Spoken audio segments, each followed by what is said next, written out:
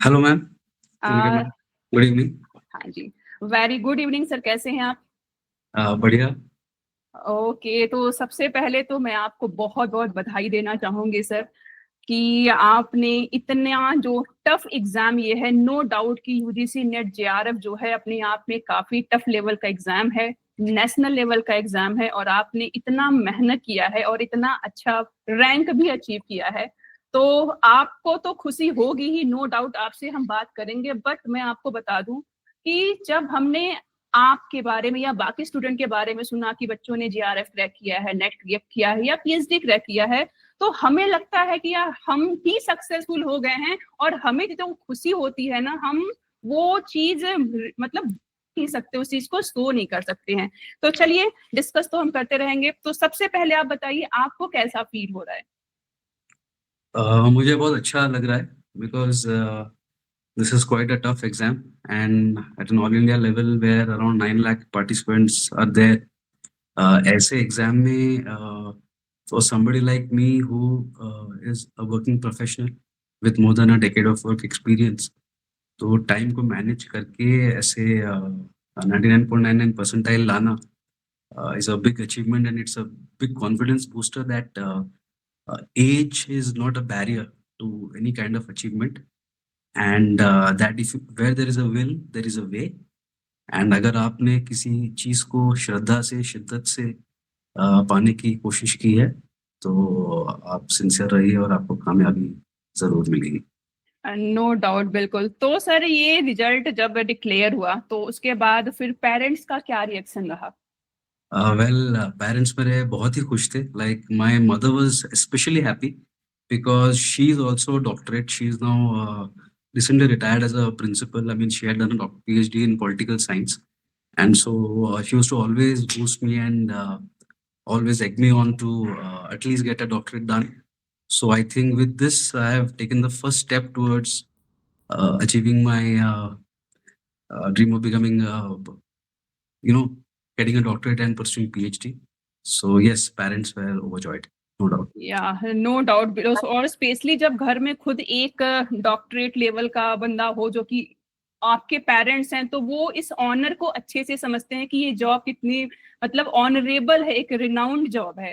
तो no doubt, और हर एक पेरेंट्स बहुत ही अच्छा फील करते हैं। फिलहाल तो सबसे पहले सर आप अपने बारे में ब्रीफ इंट्रोडक्शन दे दीजिए। Well, I'm Vipad Mishra, so people find it difficult to pronounce my name, so I refer to it as Vibhu only in a short form. So, I'm a working professional in corporate governance and strategy for the last 15 years with various experience in various domains. So, currently, I'm based out of Gurgaon, okay. working in Delhi NCR. Although I was basically born and brought up in Bhubaneswar, Orissa. Okay okay. Bhubaneswar is no doubt nice place. So sir, अभी आपकी preparation journey के बारे में थोड़ा सा बात कर लेते हैं। जैसे हमें पता है कि जब आप यूजीसी नेट के लिए प्रिपरेशन करते हो तो दो पेपर आपको देना पड़ता है, पेपर वन, पेपर टू। तो सबसे पहले पेपर वन के बारे में बात कर लेते हैं। तो पेपर वन के लिए आपने कैसे प्रिपरेशन किया, मतलब क्या स्ट्रेटजीज आपने फॉलो किया? मैम देखिए, पेपर वन के लिए तो इनिशियली लाइक मैंने टेक्स्ट बुक का ही एप्लीकेशन और जो कोर्स लिया हुआ था, तो वहाँ पर I used to be guided by, मतलब with my work experience I could only attend limited classes of Preeti ma'am and Tulika ma'am. They were for tremendous help. तो मुझे लगा कि जब मेरी 18 जून पेपर हुई थी, तो पेपर टू तो बहुत ही अच्छा गया था, उस बारे में बाद में बात करेंगे, बट पेपर वन में शायद कोई कमी रह गई थी, ऐसा मुझे लगा। हम्म। तो मुझे लगा कि देखिए, तो फिर कमी जब होती है ना स्टूडेंट में, कोई भी स्टूडेंट हो, तो उसमें कोई टीचर की गलती नहीं रहती, बिकॉज टीचर तो अपना सर्विस तो दे रहा है। It is about lack of, maybe potential lack of preparation from the students part. तो मैंने क्या किया, पेपर वन का मैं समझा, because paper one is such a dynamic subject. देखिए, पेपर टू आप अपने स्पेशलाइजेशन एरिया में एमबीए में पढ़ते हैं, बट पेपर वन में फ्रॉम एनवायरनमेंट से लेके higher education, logical reasoning, mathematical aptitude, and I mean, it's such a diverse and vast subject. तो उसके लिए ma'am, I mean if I have to cut a long story short, like for RC मैं daily newspapers पढ़ता था, so that help me stay in touch. तो फिर मैं 18 जून के बाद जो टेक्स्ट बुक के बूस्टर कोर्सेज रहे, वो बूस्टर कोर्सेज मैंने पहले अटेंड नहीं की थी, और हालांकि I had subscribe for it. So I started watching the videos of the booster courses, especially Tulika ma'am and Preeti ma'am. Can I would like to say, as regards logical reasoning and Indian logic, there is nobody better in India than to teach than Preeti ma'am. I mean, the way she explains it's tremendous, and same goes for research aptitude and teaching for Tulika ma'am. इसलिए उनके guidance से फिर मैं खुद अपने अलग-अलग resources, like I followed various resources on the internet, because there are a lot of resources available. Any student can easily access them. But the important thing is, ma'am, daily I used to solve questions to get my habit for the diverse topics, and I used to stay updated with current affairs also, especially on environment part. बिल्कुल, बिल्कुल। देखिए, ये जो आपने strategy बताया कि RC के लिए आप डेली ये न्यूज़पेपर पढ़ते हो, ये बहुत ही ज़्यादा हेल्पफुल है। तो दोस्तों, मैं आप सभी से बोलूँगी कि सर ने जो स्ट्रैटेजी बनाई थी, इससे बेटर पेपर 1 की प्रिपरेशन के लिए कुछ स्ट्रैटेजी नहीं हो सकती है। तो ओवरऑल जो टेस्ट सीरीज़ आपके लिए आ रहे हैं, जो बूस्टर कोर्स आ रहे हैं, ये तो आप लीजिए, बट आरसी के लिए आप अपने न्यूज़पेपर की भी हेल्प ले सकते हैं। इसके अलावा भी बहुत सारे कंटेंट्स जो हैं, ये ऐप के थ्रू भी आपके लिए अवेलेबल है। ठीक है, फिर बात कर लेते हैं पेपर नंबर 2 के लिए।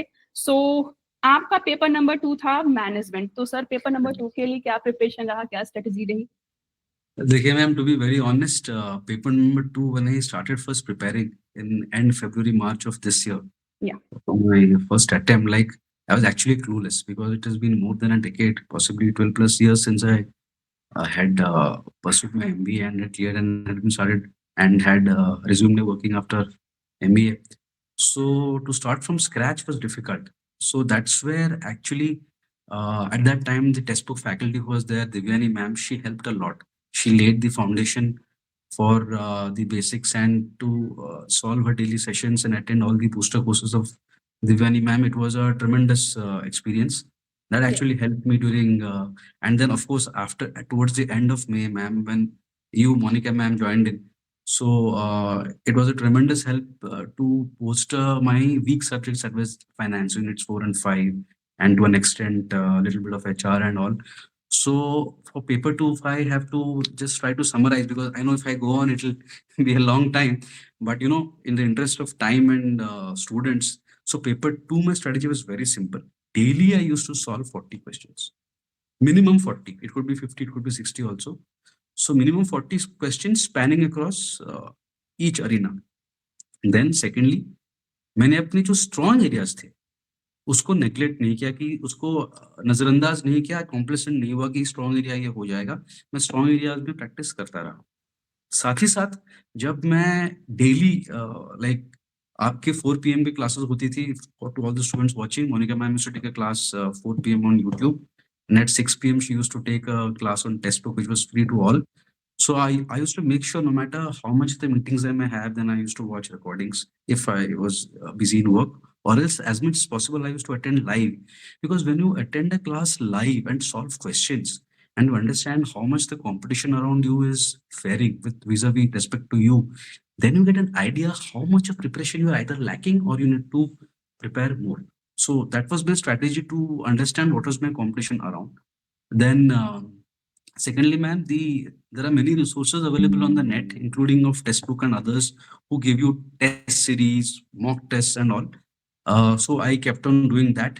But I would like to give special thanks to textbook for one thing, because if you remember our 18 June paper, ma'am, offline mode में था, तो वो offline mode के लिए textbook ने 2 mock tests करवाए थे नोएडा में।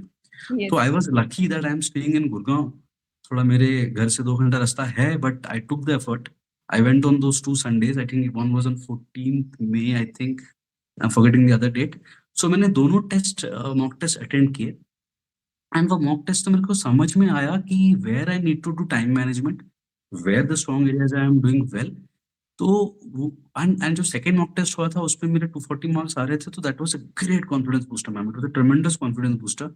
और उस कॉन्फिडेंस बूस्टर से मैं और भी मॉक्स, और towards the end of the day जो मैंने रियलाइज किया कि पेपर 2 में द मोस्ट इम्पोर्टेंट, पेपर 1 हो या पेपर 2 हो, the most important days are the last 7 to 10 days, last 5 days before the exam. Because आपने चाहे कितनी भी महीनों की, कितनों भी सालों की तैयारी की हो, अगर आपने उन लास्ट 5-7 दिनों में प्रॉपर रिवीजन नहीं कर पाया, then believe me, you will feel a little bit underwhelmed while going for the preparation. तो मेरा फोकस यही था कि एग्जाम्पल टेक्स्ट बुक ऐप से जो मैंने क्वेश्चंस बुकमार्क किए थे, अराउंड 2500-1800 क्वेश्चंस थे, मैं लास्ट 5 डेज में वो सारे बुकमार्क क्वेश्चंस दोबारा सॉल्व किया। हर एक जो क्वेश्चन में डाउटफुल था उसके कॉन्सेप्ट को दोबारा थ्योरी पढ़ी, because reading through the theory of difficult concepts will help me solve the sequencing wala questions, and if there was any association reasoning questions. So I made sure that, and before I forget, ये सब कुछ नहीं हो पाता अगर मैंने अपने self notes नहीं बनाए होते। Yes, मैंने sir. बकायदा 3-4 डायरीज खत्म कर दी अपने सेल्फ नोट्स की, इतना कि लास्ट में मैं पक चुका था कि मैं अपने नोट्स कितने पढूं। तो इसलिए last couple of, and I think that help ma'am, because जब आप लास्ट 3-4 डेज में, या फिर last the day before the exam और the second day before the exam, जब आप सोचते हो कि मैं क्या देखूं, तो आप वही चीज देखते हो कि जिसमें थोड़ा आपके नोट्स ही काम आते हैं ma'am. I mean to put it No simple. doubt, no doubt, no doubt. I think मैंने काफी कुछ बोल दिया, but not sure how much it will be useful for students. नहीं नहीं, बिल्कुल ये ऐसा नहीं यूजफुल होने वाला है, क्योंकि यहाँ पे हम स्टूडेंट्स के लिए ही बात कर रहे हैं कि कैसे उन्हें अपनी स्ट्रेटजीज बनानी चाहिए। सो ओवरऑल मैं ये पूछना चाहूंगी कि ये जो प्रीवियस ईयर के क्वेश्चंस होते हैं या मॉक टेस्ट जो आप दे रहे हैं, प्रैक्टिस सीरीजेस हो रही हैं, ये कितना यूजफुल होती हैं? Ma'am, they are useful to an extent, but I would say that that extent can vary from year to year. Because to be very honest, initially when I started preparing chapter wise, so I tried to understand concepts and do the questions. And while towards the last month of like in between the retest and September exam के बीच में जो duration था, उसमें मैंने जब PYQs किए तो आई realise कि ये बहुत सारे मैंने सॉल्व कर चुका हूँ during the course of either through Divani ma'am or through your classes or through anyone else's. I had solved most of them. Because when you see the PYQs from 2014 to 2018, they were of a slightly different pattern. And some of the topics were like, used to be a mix of commerce and all, especially finance. Mein, like there were certain categories of bonds and all which were not relevant. So to again answer your question, PYQs give you an idea what is the diversity of the subject, मतलब कितना ज्यादा depth में एक particular topic से पूछा जा सकता है। आपको वो चीज समझ के, उसका थीम समझ के, आपको अपना रिसर्च ओरिएंटेड प्रिपरेशन करना पड़ेगा with self notes, because resources are there available everywhere. Internet पे है, टेस्ट सीरीज पे है, टीचर्स हैं, गाइडेंस है, बट पीवाईक्यूज और न्यू क्वेश्चंस का मिक्स का ऊपर कैसे प्रिपरेशन करना है, वो कंप्लीटली एक स्टूडेंट के ऊपर ही डिपेंड करता है। बिल्कुल बिल्कुल बिल्कुल, जो ये प्रीवियस ईयर क्वेश्चंस होते हैं, डेफिनेटली बस इनका ये इनको देखने का या इनको सॉल्व करने का मोटिव देखिए बस यही होता है कि आपको एक आइडिया लगे कि Correct, किस लेवल correct. का क्वेश्चन आ रहा है, या फ्रिक्वेंटली कौन टॉपिक है, या कितना डीप में आपको पढ़ने की जरूरत है। बस दैट्स इट, इतना ही यूज है। और ऐसा भी होता है कि कभी कभी वैसे क्वेश्चंस आपको एज इट इज पूछ भी ले जाते हैं, बट मेन बस यही है कि आपको एक आइडिया लग जाए, ठीक है। और इसी के बेसिस पे फिर जो आपके नेक्स्ट एग्जाम होते हैं, फिर उसके लिए क्वेश्चंस प्रिपेयर किए जाते हैं उन बेसिस को ध्यान में रखते हुए, क्योंकि पैटर्न तो हमेशा चेंज होता रहता है। अभी 1-2 साइकिल पहले हम देखें तो फिर असर्शन रीजन वाले बेस क्वेश्चन ज्यादा आते थे, 2 स्टेटमेंट वाले क्वेश्चन आते थे। अब इस बार साइकिल में हमने ऐसा देखा कि ऐसे एक भी क्वेश्चन नहीं आए, अब क्रोनोलॉजी वाले क्वेश्चन ज्यादा आ रहे हैं, मैच ऑफ द फॉलोइंग वाले क्वेश्चन आ रहे हैं। तो देखो पैटर्न चेंज होता रहता है, क्वेश्चन पैटर्न से कोई ज्यादा फर्क भी नहीं पड़ता। जरूरी ये है कि आपको ये पता होना चाहिए कि कितने डीप में आपको पढ़ना है या किस टॉपिक पे आपको ज्यादा फोकस करना है, दैट्स इट। और इसके अलावा सर काफी कुछ तो आपने बता दिया। तो एक क्वेश्चन और है कि जैसे मोस्टली ये होता है कि हम लोगों ने प्रिपरेशन काफी अच्छा कर लिया, 5-6 महीना अपने आप को दे दिया, लेकिन एग्जामिनेशन हॉल में एंटर करते ही काफी प्रेशर आ जाता है बच्चों के ऊपर। तो उस प्रेशर को आपने कैसे हैंडल किया? क्योंकि बहुत सारे बच्चे बोलते हैं कि मैम वहां पे जाने के बाद सब भूल जाता है, तो तो मैम ये बहुत बड़ा कंसर्न है। हाँ जी। तो मैम इसका एग्जाम्पल मैं थोड़ा सा, बिकॉज मैं क्रिकेट फैन हूँ, थोड़ा क्रिकेटिंग एनालॉजी के साथ देना चाहूंगा। सो इमेजिन कीजिए आपके फेवरेट प्लेयर तेंदुलकर या कोहली या कोई भी हो, Rishabh Pant let's say batting करने गया है और ऑस्ट्रेलिया में टूर है, even Pujara for that matter, और आसपास लोग स्लेजिंग कर रहे हैं। तो स्लेजिंग से क्या वो डर के या अफेक्ट होके आउट होके विकेट हो देके आ जाएंगे? नहीं ना, उनको अपना गेम खेलना है, उनका टारगेट है टीम को जिताना, रन्स बनाना। तो सिमिलरली तो मैंने उसी स्ट्रेटजी के साथ मैं एग्जामिनेशन हॉल में गया कि ठीक है, आसपास कंप्यूटर्स हैं, लोग बच्चे हैं, इट्स लाइक आप मंदिर जाते हो, आसपास लोग हैं, बट आप अपने श्रद्धा से दर्शन करके आते हो, भगवान को भी मांगना है मांगते हो। Similarly so the point is you stay in the zone. तो एग्जाम के टाइम में जितना आप मॉक टेस्ट दिए होगे घर पे बैठ के, या जिससे मेरे लिए बहुत डिफिकल्ट था ये re exam, because I was not able to take leave from office. मुझे बस सैटरडे संडे ही मिला था। सो आई वाज रियली, तो इसलिए मैं सुबह 3 बजे 4 बजे उठ के I used to try to solve before I head for office, अगर 2-3 घंटा निकाल सको तो। तो thing is you have to find a time where आप फोन से डिस्ट्रैक्ट ना हो। जितना मिनिमल आप टाइम फोन पे, मतलब जितना मैक्सिमम टाइम आप फोन से दूर रह के अपना प्रिपरेशन फोकस करोगे, मॉक टेस्ट दोगे और समझोगे, एनालिसिस करोगे, उतना आपका वो स्ट्रेस ऑफ द एग्जाम चला जाएगा। Because at the end of the day आप गए एग्जामिनेशन हॉल में, लाइक मेरे साथ जो हुआ, एग्जामिनेशन हॉल में गया, पीसी में देखा, क्वेश्चंस आए, तो जो थोड़ा भी लगा मैं करवा गया, जो थोड़ा डाउटफुल लगा उसको रिव्यू करके स्किप करके गया। तो bottom line is focus and concentration, जो आई थिंक आज की जनरेशन को थोड़ा वो इंस्टेंट ग्रेटिफिकेशन वाले एज में थोड़ा मुश्किल हो जाता है, बट इसको प्रैक्टिस से सही किया है। नो डाउट कि ये जितने भी क्रिकेट फैन है सबको आपका एग्जाम्पल से अच्छे से समझ में आ गया होगा कि भाई एग्जामिनेशन हॉल में कैसे प्रेशर को रिलीज करना है और कैसे कंसंट्रेट होकर के केवल और केवल अपने एग्जाम को टारगेट करना है। सो ओवरऑल सर, ये जो पेपर 1 और पेपर 2 को लेके टाइम मैनेजमेंट का सबसे बड़ा सवाल होता है, तो क्या कोई स्पेसिफिक टाइम आपने डिस्ट्रीब्यूट किया था दोनों पेपर के बीच में, या क्या स्ट्रेटजी थी टाइम मैनेजमेंट को लेके आपकी? हाँ मैम, तो टाइम मैनेजमेंट के लिए मेरा ऐसा था कि देखिए, बिकॉज पेपर 1 में तो एक बेयर मिनिमम कट ऑफ आपको लाना ही है। सो मेरा स्ट्रेटेजी ये था, फॉर द फर्स्ट 40 मिनट्स मैंने मैंने डीआई को छोड़ के पेपर 1 पूरा सॉल्व कर दिया था, जो जो मुझे आता है। तो जो थोड़ा थोड़ा डाउटफुल था मैंने उसको मार्क फॉर रिव्यू किया था। बट मेरे लिए फायदा ये हुआ है कि जो मैथ्स के क्वेश्चन भी थे, बिकॉज मैंने लास्ट 2 एग्जाम के लास्ट 2 महीने में मैं हर एक डीआई सॉल्व करता था। मुझे पता था कि मैं डीआई आराम से कर लूंगा, बट उसके लिए थोड़ा सा शांति चाहिए, तो मैं डीआई को रख दिया था साइड में, 40 मिनट्स कर दिया पेपर 1। पेपर 2 के लिए in the next 1.5 hours, like approximately 90 minutes में मैंने पूरा पेपर 2 कंप्लीट कर लिया। एंड कुछ कुछ क्वेश्चंस मैंने मार्क फॉर रिव्यू रखे थे। तो अब बचा मेरे पास 50 मिनट। तो उस 50 मिनट में I took the next 15-20 minutes to solve my DI, जो कि बड़े आराम से, it was easier than what it was lengthy, calculations were lengthy, but slightly easier than जो जून 18 एग्जाम में आया था।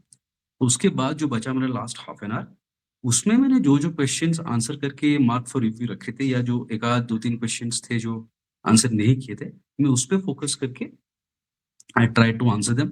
तो इससे क्या हो गया मैम, तो गड़बड़ी ये हुई कि मैंने 2 क्वेश्चन सही मार्क किए थे और लास्ट में ये रिव्यू के चक्कर में गलत कर दिया, वरना मेरा 236 आ जाता। तो शायद 100% आ जाता, बट ठीक है, वो कभी और की बात है। But the bottom line is कि मेरा स्ट्रैटेजी यही था कि बिकॉज़ देखिए पेपर 2 में मैक्सिमम टाइम देना है, बट ऐसा नहीं कि पेपर 2 जैसे लोग बोलते हैं किसी-किसी के लिए कि पेपर 2 हम शुरुआत में पेपर 2 से ही स्टार्ट करते हैं। फिर देन क्या हुआ था, पेपर 1 का dynamic nature puts them under a lot of pressure, and in that lot of pressure they make silly mistakes in maths और डीआई। सो इसलिए मेरा स्ट्रैटेजी यही था कि आप उसको स्टैगर करिए, like stagger your attempts, giving maximum emphasis to paper. हाँ जी, देखिए अभी अगर हम जून साइकिल के बारे में ही बात करें, तो लगभग 19,000 स्टूडेंट्स ने मैनेजमेंट सब्जेक्ट से एग्जाम दिया था। फिलहाल रजिस्ट्रेशन तो ज्यादा लोगों ने कराया था, लगभग दोगुने लोगों ने कराया था, बट अटेम्प्ट केवल हाफ लोगों ने दिया। अब इसमें भी देखो होता यह है कि हर एक बच्चे अपने एंड से प्रिपरेशन करते हैं, नो डाउट, और उसके बाद सब एग्जामिनेशन हॉल में जाते हैं, क्वेश्चन को अटेंड करते हैं, बट क्यों आपका पेपर मतलब अटेम्प्ट खराब हो जाता है, या क्यों आपको उतना मार्क्स नहीं मिल पाता जितना आप डिजर्व करते हो? तो दोस्तों इसके पीछे बस एक रीजन है स्ट्रेटजी का।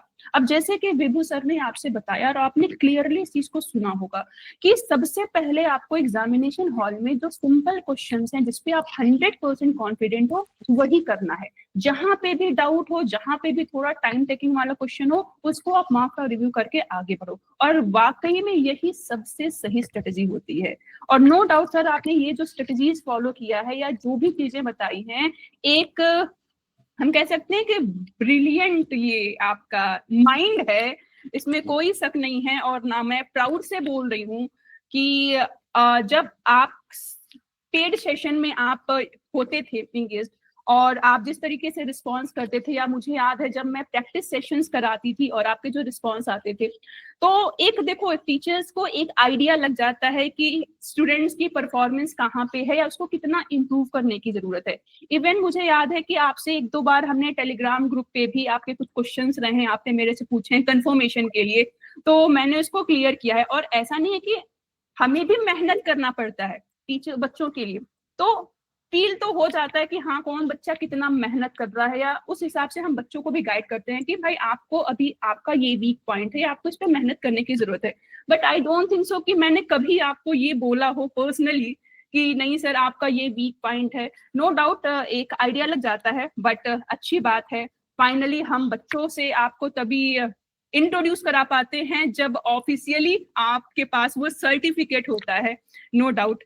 तो सर बहुत अच्छा लगा आपसे बात करके, और एक लास्ट क्वेश्चन आपसे पूछूंगी कि सर बच्चों के लिए जो जिन्हें एग्जाम देना है दिसंबर 24 साइकिल में, या फिर जिनका कुछ मार्क्स से रह गया, काफी वो डीमोटिवेटेड फील कर रहे हैं, तो उनके लिए क्या आप गाइडेंस दोगे, उन्हें क्या स्ट्रेटजीज फॉलो करनी चाहिए?